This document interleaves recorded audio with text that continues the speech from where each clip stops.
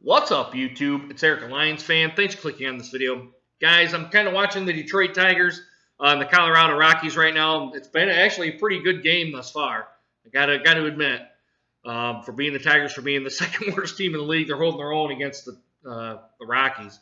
But kind of what I want to talk about today is Adam Schefter is reporting to ESPN that the Lions and Matthew Stafford have came to a deal.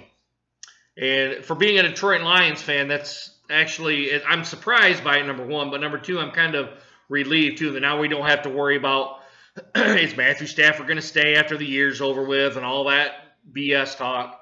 If it's, and if it, let's try that again. If it ends up being true, there was no numbers on the, there was no numbers in the article, and there was no for how many years and for how much money. But you got to expect it's got to be $30 million plus a year for Matthew Stafford to stay a Lion at that. Now that kind of puts us at, if it is, it kind of puts us at a crunch for other stuff. But let's not get into that until we see what the actual numbers are. But I was actually surprised to see that Matthew Stafford had come to terms with a deal.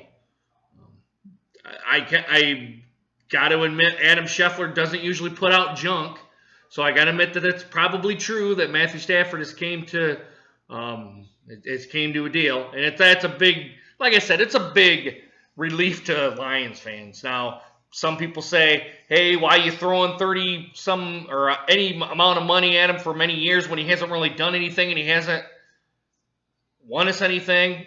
I think, and probably the next year or two. Now, I don't know how that puts us at the salary cap either.